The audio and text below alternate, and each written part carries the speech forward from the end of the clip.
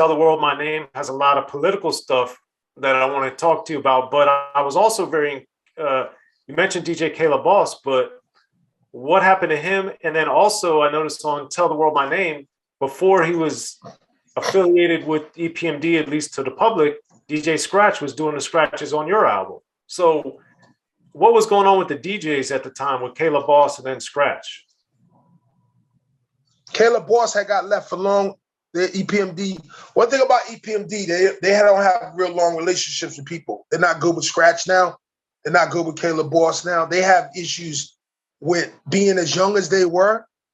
They don't have good transitional skills when it comes to, they don't keep, like if I'm not working with you, I'm still your friend. They don't have that. EPMD has, when they're not working with you, you're against them. I'm gonna give you an example. I came to EPMD and I remember they had an issue with Steezo. Never understood it. Steezo was their dancer, made him famous with the Steve Martin. I was like, oh, that's great. God bless Steezo's life too. And they would diss Steezo every chance they got. Like, get him, Steezo. I never understood it, right? Because in my community, my grandmother cursed me out. She'd be like, them people suffered like we suffered. You know, what are you doing that for? Like, you're making us look bad. This is what my grandmother would say. So I don't know where they're getting their information. See, this is what I'm saying. This is where it gets different. My grandmother would tell us we ain't allowed to do that. And whatever his shortcoming was, keep it amongst ourselves. Don't share it with the world. Where EPMD got on the Rap Mania and dissed him out loud. Like it was nothing. Like he got kids, he's got a wife, he's got a mother. He's somebody that was working for your brand. This is what we're doing. So they have issues with that. And they also have issues with Eric says he has mental issues now. Like, I don't know where it stems from, but he says it in the press. Like, I'm having mental issues. And I would imagine it's because the past, when you start living it again, you start looking at things and you can't really live with what happened. I don't know. But I know if I could, but they don't, see, my culture doesn't listen to me anyway because I'm Black. I'm gonna give you an example. I have a scientist who's my uncle, who's a Scottish scientist, who came up with a cure for, he said, this cures cancer. I'm like, oh, okay, I heard it all, right? But then I said, listen, be optimistic. You don't know. Listen, he's a scientist. Let me just listen to him out. So he sends me the stuff. So I give it to my dog. My dog, she got a big old cyst in there. It's a cancer cyst growing. 5 days, it was gone. I was like, oh, shit. Couldn't believe it.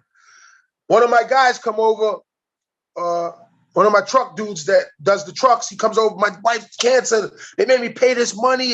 They made me pay all this money. We're almost getting evicted. None of this shit's working. She's going to die. I give it to him. I say, hey, man, I don't know if it'll work, but, you know, it killed my dog's tumor. Let's see, man, what do you got to lose? Give it to him. Yo, his wife's doing the MC Hammer 3 weeks later. So I tell Biz Mark the same thing. I'm like, hey, man, get on the phone with him. His birthday's on the 8th of April. Me and Redman's the 17th. Happy birthday, Biz. Yo, try it, man. You only got diabetes 2. It'll cure it. He doesn't listen. He's dead. And he's dead. It doesn't come back. And he's dead. He's in a coffin. It's gone. So one of the bodyguards that work with me and Biz Mark, Rodney Salas, he takes it. He's alive. Amen. He never, but nobody, but see, by my community don't believe it because it looks like me. If they look, my uncle looks like you. He's Scottish. So, you know what I'm saying? Can you imagine how I feel about that when I seen him in the coffin and I'm looking at him and I'm like, yo, he's really gone. And all him and his wife had to do is nobody was listening. And I told him 9 to 10 weeks before he died, like, yo, this works. Remember, I told him the first time, he didn't listen. 9 to 10, I'm like, yo, it works. Nobody listened. So I say to myself, it's all because of the culture and how the culture doesn't respond to itself. It doesn't. It always never listens to itself. Right. You know what I'm saying? Like, let me give another example. I don't know if you know this, but I'm gonna tell you this too.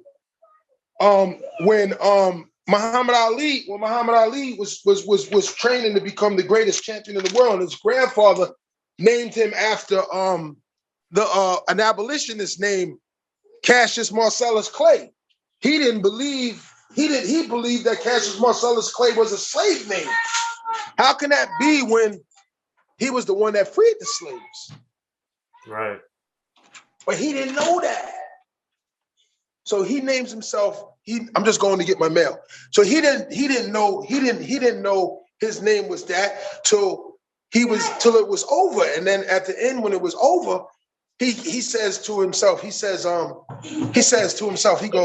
I'm gonna take the name from the white slave owner. This guy freed the slaves. Yeah. No, I'm serious. It's embarrassing. And then you say that, but the guy that you named yourself after had slaves.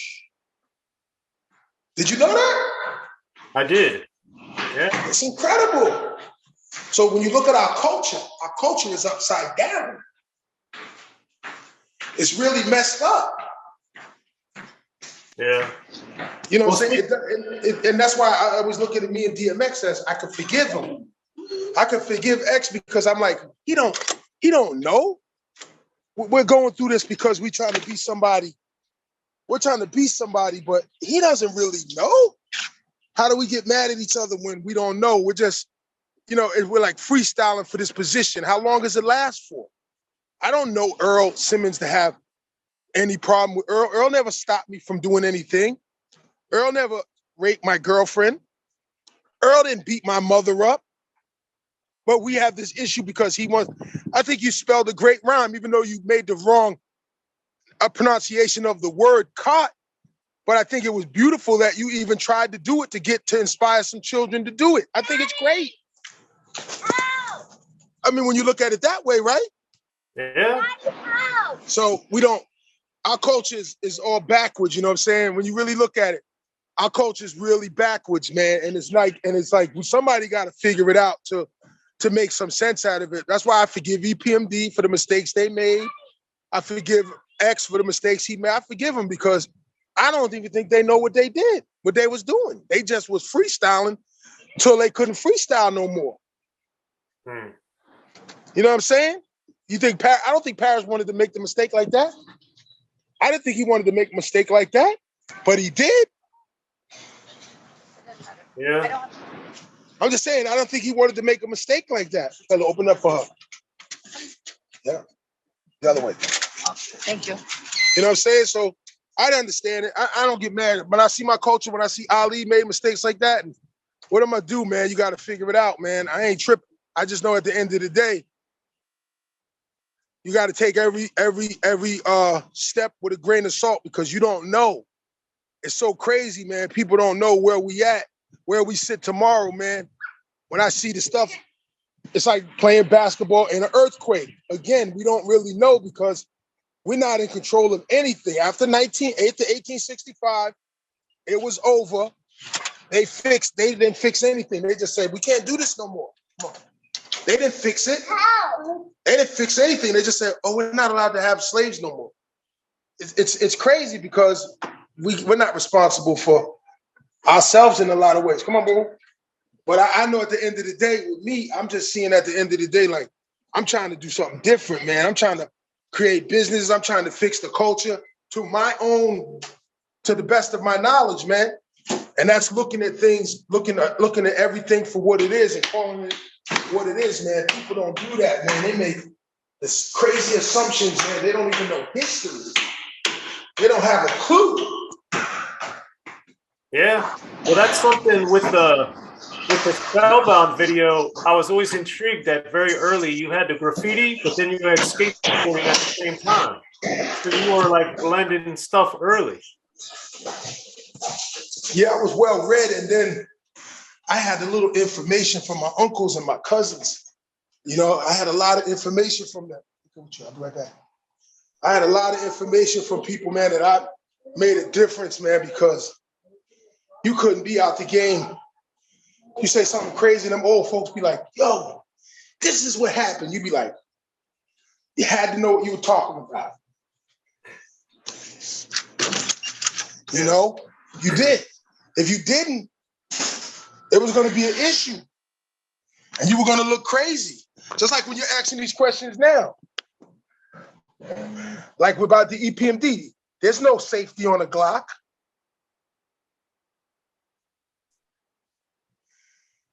because they're younger kids trying to, and they need the older ones up at front. Right. Or it don't work.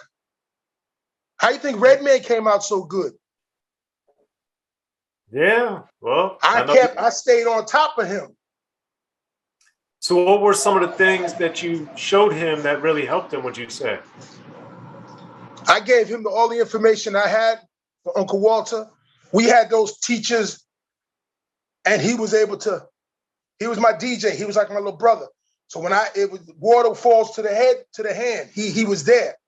It would drop on him. He would feel it. He would be around. Redman was there. One thing Redman always says, he goes, I listened to him because he's older than me. And Redman noticed that I knew what I was talking about when he started seeing things for himself. Quietly, he would just, get back in. You get the look in the face when he'd be like, because you could, sometimes it's better not to talk, it's to show him. So he could see it for himself. And then you sit back and look at it, and then you see how he does life. You see, Redman is a lot like the young me, in shape, running on the treadmill, doing pull-ups. I was the fighter. Time for some action was me. Let's get ready to rumble. That was me. His brother, he was watching his brother all the time, quick, fighting, moving out the way, you know what I'm saying? He got him later, hit him later. His whole lifestyle is that. Right. Then he comes from a military background like me too. All of them guys that I talk about, Uncle Frank and them, they were all in the military like Redman father. So he had that, muddy waters, military. You know what I'm saying? He had the same, he wasn't lazy. He wasn't a lazy learner. He was very quick. And he was a sponge. And Redman was the type of kid that I would do it over and over again because he paid attention. To this day, he's one of the favorite uncles out of the kids. He's the one, not just because he's Redman, because the information, the time and the commitment he puts into them. He's a good kid. It's just, I just wish I was able to get Eric and Parrish on that level, but being that they thought they were here, they wouldn't really, because they thought they were, we would put y'all on. Yeah, but y'all younger than us. Right. You young, man. You don't really understand.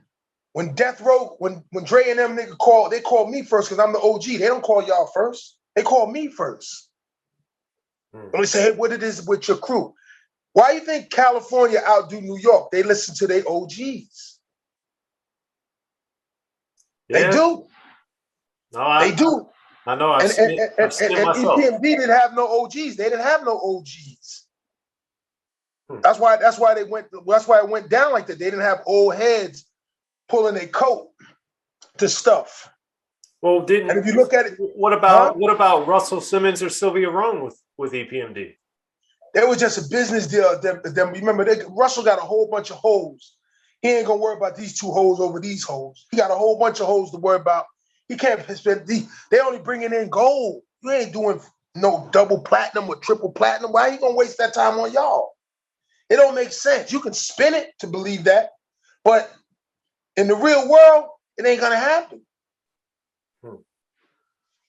Fair enough. So I'm just saying, to me, it just, when I look at the old stuff and how it happened, it would have been a lot more smoother had they had somebody older that knew how to move around. They didn't know how to move around like that. I would have never suggested Parrish do an album over Eric Sherman. Remember, when I got signed, I thought it was going to be EPMD producing me, not Parrish. So there's a lot of people that got caught up in that. Because the father told him, you do the business, you do this yourself. And he did it, and it backfired.